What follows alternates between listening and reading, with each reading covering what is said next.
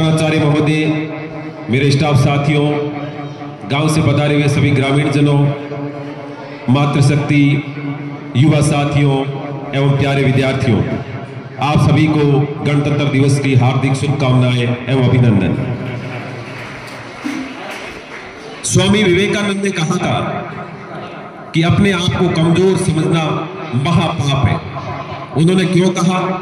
कि उनकी एक बहुत बड़ी पंक्ति फेमस थी, all power is with in you. सारी शक्तियां आपके भीतर है, कहीं बाहर ढूंढने की आवश्यकता नहीं है।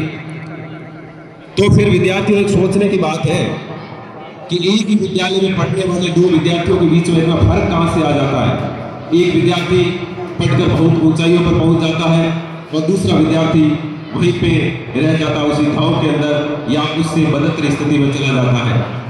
क्या कारण है?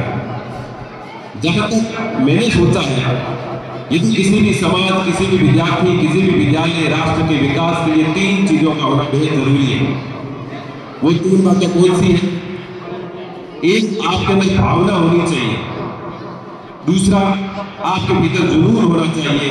और तीसरा, आपके भीतर अनुशासन होना चाहिए।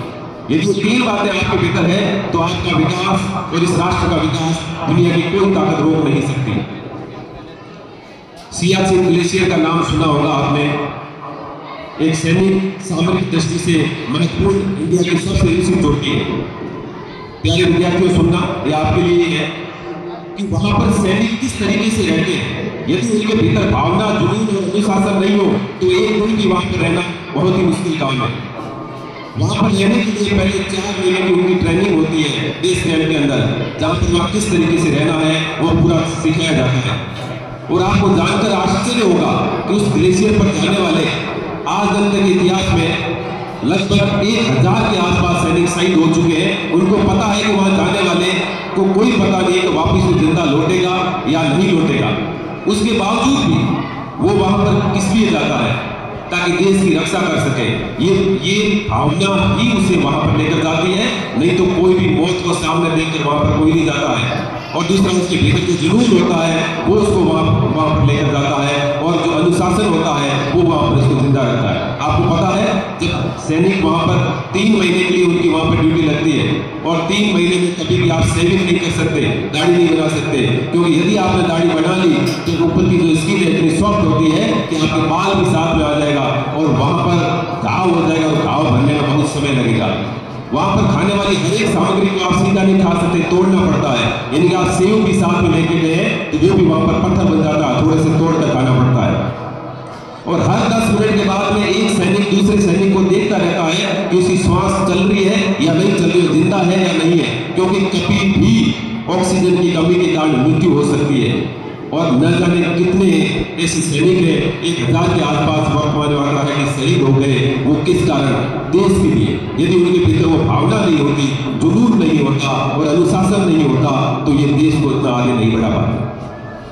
हम शैक्षणिक टूर पे गए थे, आपने देखा होगा, जब हम लोंगेवाला गए थे तो वहाँ पे हमने एक छोटी सी स्टोरी भी देखी थी, और वहाँ पे आपने टैंक वगैरह साथ देखे किस तरीके से युद्ध लड़ा गया था।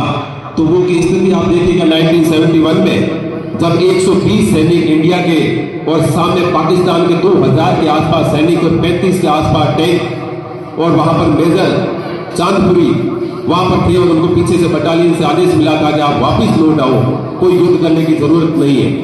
लेकिन उसके बावजूद उन्होंने अपने सैनिकों को संबोधित किया और कहा कि हम 120 है, सामने 2000 प्लस है, हमारे साथ कुछ भी हो सकता, हम सब मारे जा सकते हैं, और हमारा यहाँ से किडनैप करके वापस ले जाया भी जा सकता पाकिस्तान, कुछ भी हालत हो सकती है। आप बताइए क्या किया जाए? मैं यहाँ से नहीं हटूंगा, आप में से जो भी पीछे हटके जाना चाहे तो जा सकते हैं। आप देखिए 35 टैंक खड़े हैं, 2000 के आसपास गोला बारूद युद्ध सैनिक खड़े हैं, और उसके सामने डिसीजन लेना, उनको पता है कि सीधा का सीधा हम मौत से लड़ रहे हैं, लेकिन उसके बावजूद उनको वहां तक कौन लेके गया? उनके भीतर का जुनून और उनके भीतर का जो जोश है और भावना है देश के प्रति, वो उनको वहां तक लेकर गई। मैं ये बातें क्यों सुना रहा हूं? इन बातों का किसी न किसी रूप से संबंध है। प्यारे विद्यार्थियों, एक विद्यालय का विकास तभी हो सकता है जब आप उसके साथ में भावना से जुड़े हुए हो। यदि आपके साथ भावना होगी तो आप स्कूल के अंदर प्रवेश करते कोई कचरा होगा, कोई भी सामग्री उठा के कचरा पात्र में डाल दोगे, आप गुरु का सम्मान करोगे, आप हर तरीके से कोई न कोई ऐसा काम करोगे जो विद्यालय में अनुशासन की ओर ले जाए।